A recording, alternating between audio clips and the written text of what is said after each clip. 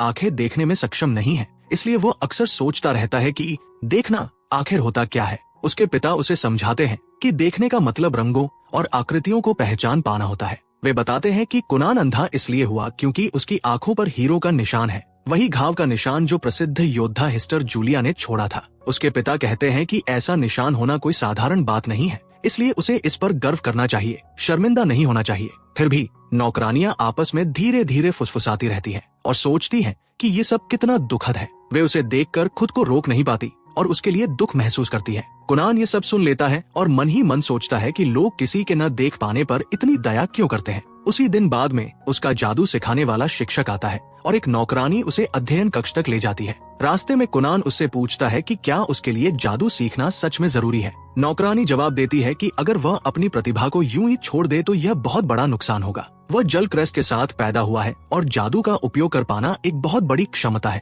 जिस पर उसे गर्व करना चाहिए। लेकिन कुनान को इसका कोई खास मतलब समझ नहीं आता। वो सोचता है कि चाहे वो कितना भी जादू सीख ले, वो फिर भी किसी के सहारे के बिना कहीं जा नहीं पाएगा। जब वे अध्ययन कक्ष में पहुंचते हैं तो उसका परिचय उसकी जादू शिक्षिका जेनी से कराया जाता है। जेनी कहती है कि उसके लिए कुनान को जादू सिखाना सम्मान की बात होगी। थोड़ी देर बाद उनका पहला पाठ शुरू होता है और कुनान स्वाभाविक रूप से बहुत प्रतिभाशाली साबित होता है। वो पहली ही कोशिश में पानी का एक गोला बना लेता है। क्योंकि वह देख नहीं सकता, उसे ये अंदाजा नहीं होता कि उसका जादू कैसा दिख रहा है। जेनी उसे समझाती है कि वह इस समय जल जादू का उपयोग करके आग के आकार जितना एक पानी का गोला बना रहा है। ये सुनते ही कुनान के मन में अचानक एक विचार आता है, अगर वह जादू में और अधिक निपुण हो जाए तो शायद वह नई आंखें भी बना सके, तब वह दोबारा देख पाएगा। उस पल से कुनान को एक नई उम्मीद मिल जाती है कि जादू के जरिए वह एक दिन रंगों और आकृतियों को उसी तरह देख सकेगा जैसे बाकी लोग देखते हैं। एक दिन दोपहर के भोजन के समय पहली बार कुनान को अपने सैंडविच में इस्तेमाल हुई चीजों के बारे में जानने की जिज्ञासा होती है। नौकरानी आकर उसे हर सामग्री के बारे में विस्तार से बताती है। अब उसे खाना बनाना कहीं ज्यादा संतोषजनक लगने लगता है क्योंकि कुनान सच में भोजन में रुचि लेने लगा है। खाने के बाद उसकी ट्यूटर फ्लोरा उससे मिलने आती है और उससे पूछती है कि आज वो कौन सी कहानी सुनना चाहता है। कुनान जवाब देता है कि वो प्रसिद्ध योद्धा हिस्टर जूलिया की कहानी सुनना चाहता है। ये सुनकर फ्लोरा थोड़ा हिचकिचाती है क्योंकि वह जानती है कि हिस्टर ही किसी हद तक कुनान की अंधेपन का कारण है। पास खड़ी नौकरानी उसे इशारा करती है कि सब ठीक रहेगा। फ्लोरा मान जाती है, लेकिन वो कुनान से कहती है कि अगर कहानी उसे परेशान करे तो वो तुरंत बता दे। कुनान वादा करता है कि उसे कोई आपत्ति नहीं होगी क्योंकि वो हर तरह की जानकारी सीखना चाहता है। फ्लोरा कहानी सुनाती है कि बहुत समय पहले दुनिया के नायकों और दानव राजा के बीच एक भयानक युद्ध हुआ था। देश के नायक हिस्टर ने अंततः दानव राजा को हराया, लेकिन इस युद्ध में उसने एक हाथ और एक पैर खो दिया। उस युद्ध के बाद से कभी कभी नायक के वंशज ऐसे पैदा होते हैं जिनमें कोई न कोई कमी होती है, जैसे कोई अंग न होना, आंखों की रोशनी न होना या शरीर का कोई और हिस्सा न होना।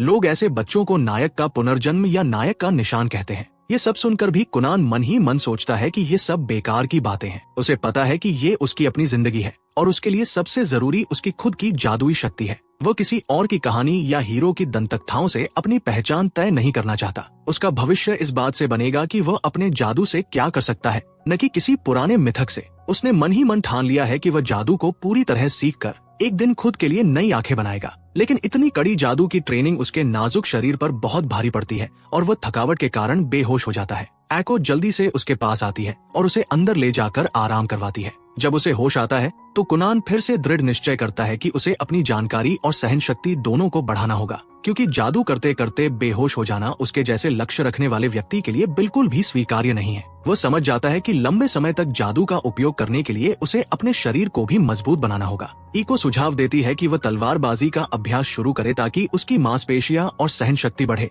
और साथ ही अपने भोजन की मात्रा भी बढ़ाए ताकि उसका शरीर सही तरह से विकसित हो सके। लेकिन वह समझाती है कि ये सब धीरे धीरे चरणों में करना होगा, वरना वो खुद को नुकसान पहुंचा सकता है। इस योजना के साथ कुनान देश के सबसे महान सेवानिवृत्त तलवारबाज मास्टर योरो के अधीन प्रशिक्षण शुरू करता है। ये प्रशिक्षण कठिन और थकाने वाला होता है, लेकिन कुनान धीरे धीरे लगातार प्रगति करता रहता है। कुछ समय बाद जादू की कक्षा का समय आता है। जेनी प्रशिक्षण स्थल पर पहुंचती है। अगर तुम भी अपनी रील्स वायरल करना चाहते हो और मेरे जैसे व्यूज देखना चाहते हो तो सीखो ऐप डाउनलोड कर लो।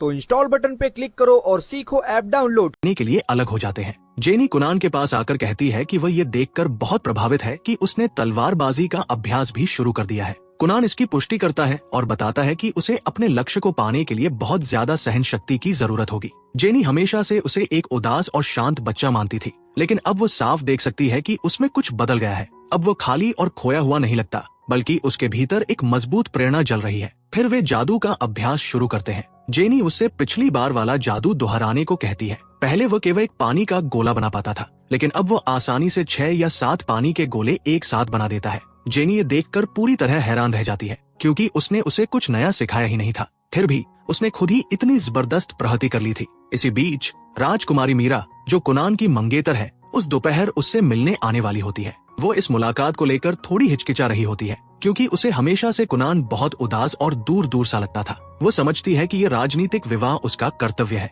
लेकिन वह ये कल्पना करने में मुश्किल महसूस करती है कि वह पूरी जिंदगी ऐसे व्यक्ति के साथ कैसे बिताएगी। लेकिन जैसे ही वो हवेली पहुंचती है, उसे तुरंत एहसास होता है कि कुछ बदल गया है। कुनान में एक नई ऊर्जा दिखाई देती है और वो उससे खुलकर बातचीत करता है। वो उसे अपना जल जादू दिखाता है, जिसे देखकर मीरा सच में प्रभावित होती है। वे दोनों पूरा दिन साथ बिताते हैं और बहुत अच्छा समय गुजारते हैं। घर लौटते समय गाड़ी में बैठी मीरा शर्मा जाती है और उसके मन में बार बार कुनान का ख्याल आता है। वो अगली मुलाकात का बेसब्री से इंतजार करने लगती है। दूसरी ओर कुनान को भी एहसास होता है कि उसने अब तक मीरा को हल्के में लिया था। इसी वजह से वो फ्लोरा से मिलने जाता है और उससे कहता है कि वो उसे एक सच्चा सज्जन बनना सिखाए, ताकि वो सच में मीरा के योग्य बन सके।